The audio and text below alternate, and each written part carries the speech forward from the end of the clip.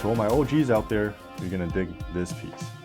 So we recently sponsored and participated in a local shooting competition. While I didn't win any trophies, but I did win a brand new pistol from the raffle draw. The actual pistol I won was a Mark 25 by SIG Air, but as a retro enthusiast, I decided to trade it for this one. This is a West German P226 by Parabellum, and this older version just hits differently. Before we even start with the gun, the box itself is actually a really cool Easter egg. This yellow box and this particular design is actually a tribute to SIG's packaging at the time, up until 1990 during its relocation to Exeter. So it's a really cool attention to detail. Even the label on the side replicates the style that was used at the times. If I were you, I wouldn't be throwing this box away. So let's open the box and take a closer look at the details. To the gun itself, it comes with the magazine inserted and wrapped in plastic. While I do take pride in the Made in Taiwan label, it is a bit of an eyesore, so let's get that out of the way for now. With the box out of the way, we are now looking at a very familiar sight. The timeless silhouette of the P226 is an instantly recognizable classic. It features a double single action trigger, as well as a decocking lever, which allows you to drop the hammer to give your first shot longer trigger pull, and also prevents you from fumbling with the safety when you need to fire it off in a heartbeat. Designs like these have since become a thing of the past, as striker fire pistols are now the standard. You'll also notice the lack of ambidextrous features on this pistol, because back in those days, if you were a proper tactical man, you were either right-handed or you were wrong-handed. The color difference between the slide and the frame is also a nice touch of realism, because the real gun had a nitron steel slide and an anodized aluminum frame. I remember my old KSC P226, which had a entirely jet black finish and really bothered me. This is how a real P226 should look. Since this is a pre-90s model, there are a few differences from what we're used to seeing. The most prominent difference is probably the plain grip panels without logo and a slightly thinner grip profile. It has a smooth dust cover instead of a Picatinny rail. The face of the trigger has vertical serrations to reduce slipping. The magazine release is also serrated instead of checkered. The slide features a more angled profile and lacks an external extractor as seen on later models. I really like the bar and dot style iron sights. It gives you a very clean side picture and fast acquisition. This was a time before modularity was considered necessary. You didn't have everything you want, but you did have everything you need. And to me, there's just something elegant about these older designs free of Picatinny rails and attachment points. While accessories are technically optional on modern pistols, the empty slots and rail space is like a constant reminder screaming at you to put more shit on it. It used to be okay to just buy a gun and use it the way it comes. And guess what? If you need a weapon like, you have another head. As we move on to the markings on this gun, this is where it really starts to tell a detailed story. It features matching serial numbers on the frame and slide. On the right side of the chamber, we have the caliber marking, 9mm Parabellum. On the left side, we have the only logo on this gun along the importer's marking, Herndon, Virginia, which was SIG Sauer's second US location during the late 80s, after Tyson's Corner. On the bottom of the slide, you'll see the factory proof marks along the JJ stamp, which is the year marking for 1988. Which brings us to the right side, where we'll find the model name and the origin marked West Germany, just a year before the fall of the Berlin Wall.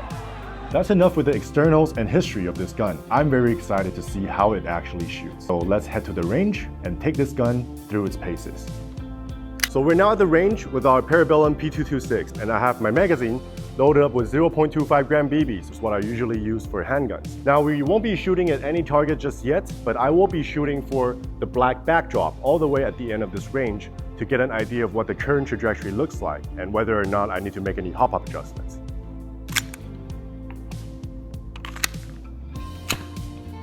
Range is hot.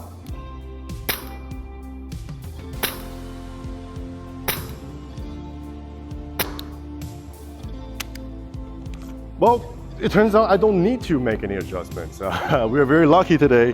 The gun just so happened to shoot 2.5s really flat out of the box with just a little bit of overhop, just the way I like it. So I won't be messing with the hop up for now, but if you need to do that, it's very easy to do on this gun. All you need is take a 2.5mm Allen key, And there's a hole here in front of the recoil spring guide. Insert that Allen key and you can turn it clockwise to increase the hop up or the other way to decrease the hop up. Now, it's generally a good idea to remove your magazine before doing this because you are putting your hand in front of the muzzle.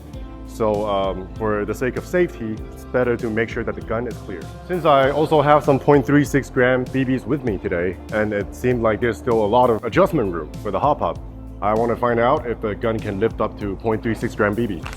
So let's load it up. So obviously it's going to drop at first. So like I said earlier, take a 0.25 millimeter, gonna turn it, let's say half a turn. Okay, let's try that again.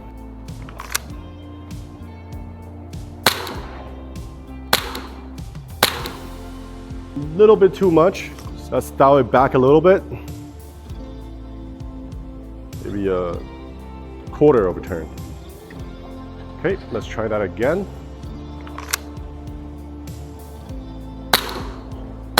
Perfect, nice and flat. Now I'm gonna get behind the run cam and show you what it looks like.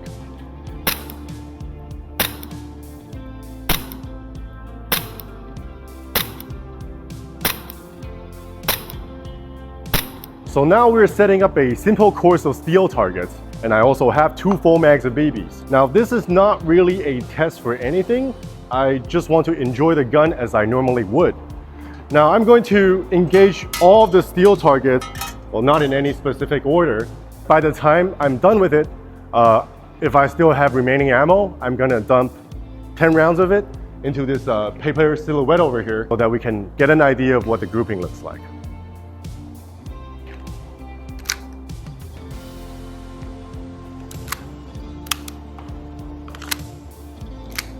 Now the gun is locked and loaded. Range is hot.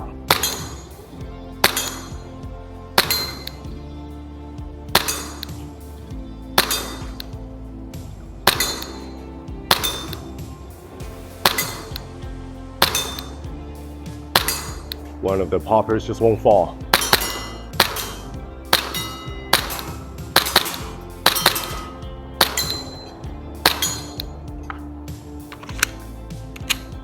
Up 10 rounds on the paper.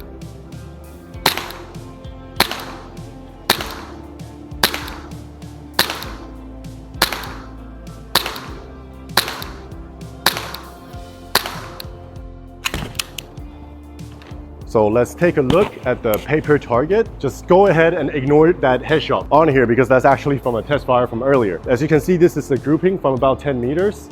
And honestly, most of the spread is probably on me because I'm still getting used to the trigger on the P226. But as you saw from the metal targets, the practical accuracy of the P226 is very good outside of the box. So if you're planning to use this as your skirmish weapon for airsoft games, I think it's perfectly adequate. Overall, the gun was very enjoyable to shoot. Even though the recoil wasn't overwhelming, cycling the slide was still punchy and crisp. One thing I was struggling a little bit with is the trigger, because I can't seem to find where the wall of the trigger is, exactly where it breaks the shot. So even on single action, you can clearly feel where the reset is, but when you go ahead and press that trigger, it doesn't seem to be a distinct wall, but it hasn't affected me from hitting what I want to hit. I'm sure with some practice, even shooting fast won't be a problem. After a quick chrono test, which I decided not to bore you with, we came to about 97 meters per second for the muzzle velocity, which is under the energy output limit for sidearms in most airsoft fields. That's perfect. For me personally, if I were to use this as a airsoft sidearm, it's already perfect the way it comes. It packs great range and accuracy out of the box. But if you want to push its limits or use it in a competition, you can definitely tune and upgrade this gun further to get more out of it. So that's it for the range test. Let's head back to the studio and wrap this up. For those of us born in the 90s, the SIG P226 is more than a gun. We grew up watching our heroes on screen, cops, special forces, lone wolves, defeating the odds and the bad guys with this very pistol in hand.